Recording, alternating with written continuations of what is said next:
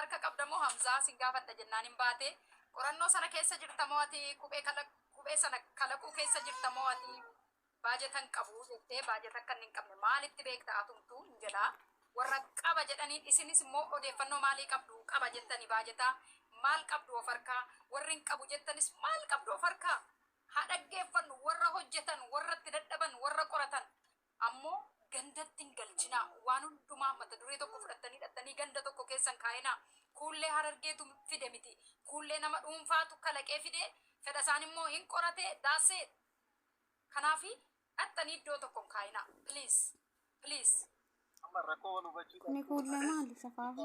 Kanan dhagaye baajata Argaa isaa kana jajjiruudhaaf duuba sana kan jirutu jiraan dhagaye duuba sana namni biraa qaama biraati warra qorate fedhasaa toon taane dura jedheera kuni barsiisaa fedhasaa laallatoo dheen ture duuba isaa nama jirutu duuba burjaajii uumuudhaaf kan hojjetaa jiran dhoksaadhaan kan waa meeqa hojjetantu jira odeeffannoo akkasiiti kanan dhagaye bira ga'e sirriitti mirkaneeffachuun ganaa itti deemnee waan waliin arginudha garuu waan akkasii waan jiruufi odeeffannoon jiru malee ani baajata isaa ramadameetu baanii irratti hojjechaa jiru fedha isaan fajjechaa ture garuu dogoggoraan hubate galeera namni kana kan qubee kan boce nama tokko qubee eenyu sana kan boce kuullee kan boce nama tokko kan qorates nama tokko ganda walitti fiduun nu barbaachisu Harargeen as keessa sababii galuuf hin qabu Wallaggi sababii galuuf hin qabu homtuu waan galuuf hin qabu amantiin as keessa jiraachuu hin qabu amantiinis qubee kana keessa waan fiduun jiru kuni dhimma kan biraa amantii walitti fidanii warri haasaanis gandaan walitti fidanii warri haasaanis otoo xiqqoo tasgabbaa'aniini poozitiivli ilaalaniini waanuma sababii kuullee kana qofarra xiyyeeffataniitu haasaanii gaarii maaliif gandaan wanti wal qabatu waan hin jirreef amantiinis waan wal qabatu hin jiru sababii namichi qubee kana uume musliima ta'eef isaa amantii musliimaatiin waliin qabatu sababii namichi tokko eenyurraa Wallagga irraa bu'ee eenyu ta'eenii waan tokko qorannoo godheef Wallagga waliin qabatu nama dhuunfaatu godha waan ta'eef isaan gaaffii gaafannee fedhasaa waan deebise maastara sanis immoo maaliif akka eenyu godhan guyyaa biraa deebisuu danda'u kanarra waan qaama biraa wanti walitti finneenii burjaajii biraa uumuti waan hin yaadne. Galatoomii tonna ati waan jettu jedhii ibsaa kiyya xumurii nan ba'a.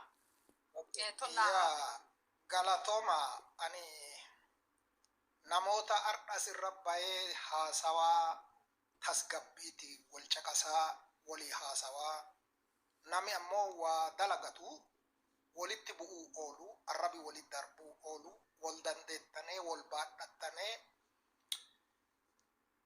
hammana haasa'uu keessanii fi baay'ee isin galatoomfadhaan yeroo nami tokko mana kana keessa ture as jala ture dalagaa irra ture caqasaatuma deemaa warqaan keessaa bahatuma itti deebi'aa ture garuu bakkee kana irratti wanti haasawa kana keessatti ani hubadhe dubbiin ilma namaa kana keessa dubbiin mataa duree torba jira mataa duree torbaan sun takkitti yoo baate yaada jaan garaa isaatti hafe takkitti inni dubbateen beekanii jedha beekaan gaafa mammaaku amma kana dubbii achiitii miti ani achi ilaalu eenyu keessattuu haa mul'attu eenyu keessaa iyyuu haa jiraatu profeesericha fedha nu jettanii isaallee ka qu'atelle ani baay'ee galatoomfadha ka uumelle baay'ee galatoomfadha garuu wanni nami dalagu kuni hunduu akkuma dalaganeen fudhatama argatu jara namee akkuma addunyaatti yoo teenye laalle nami ingiliffa barreessitan inuma jirtan baay'een keessa ingiliffaan barreessitan laatiin illee inuma barreessitan qubeen ingiliffaa yoo appilikeeshinii tokko ati barreessuu kaate akkaataa isiin nama itti rakkiftu akkaataa dikshineerii itti barbaadan nu miti warri uumateeyyuu dikshineerii malee taa'ee waa tokko barreessee xumuruu hin danda'u kuni waggaa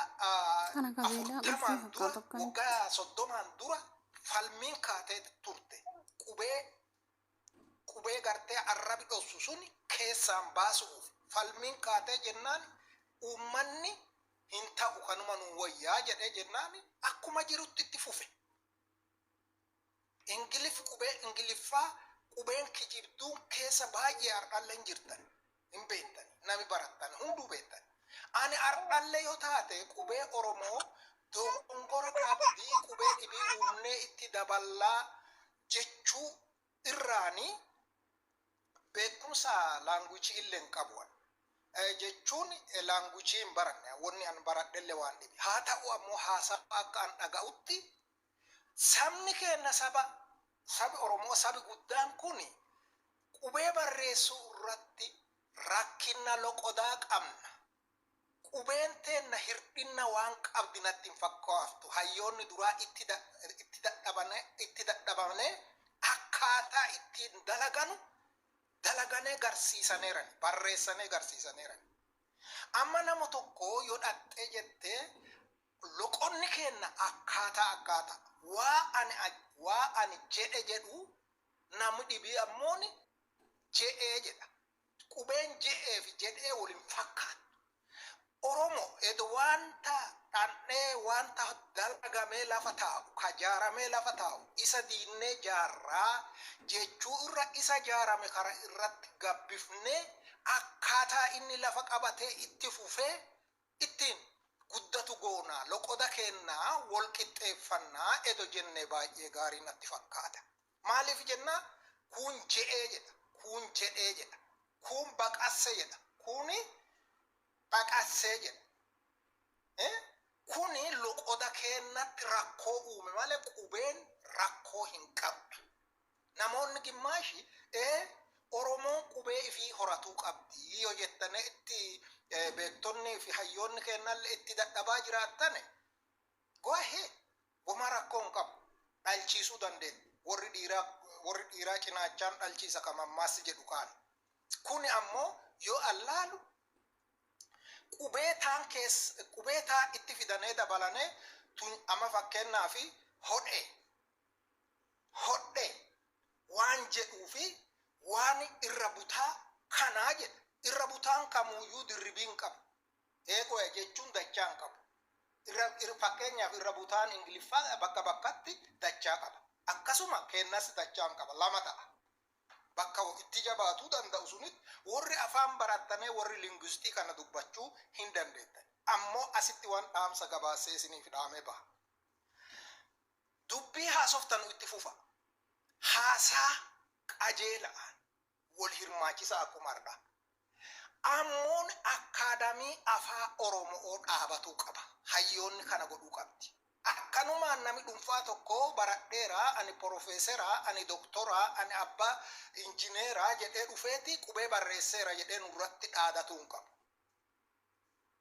Nurra dhaadachuu hin qaban. Nuti saba irra dhaadatan miti. Yoo nu galateeffatani malee. Kanuma horaa bulaa badhaadha. Galatoomaa guddaa. Namoonni as turtan hundi keessanuu ulfaadhaa fedhasaa baay'een keessan lalisaa namoonni maqaa keessan hin dhoofne as turtan kabajamaa keessumaa fedha isaanii gaaffii namoota hamma kanaa keessumsiisuu keetiif guddaa galatoomii dhugaa bakka kanatti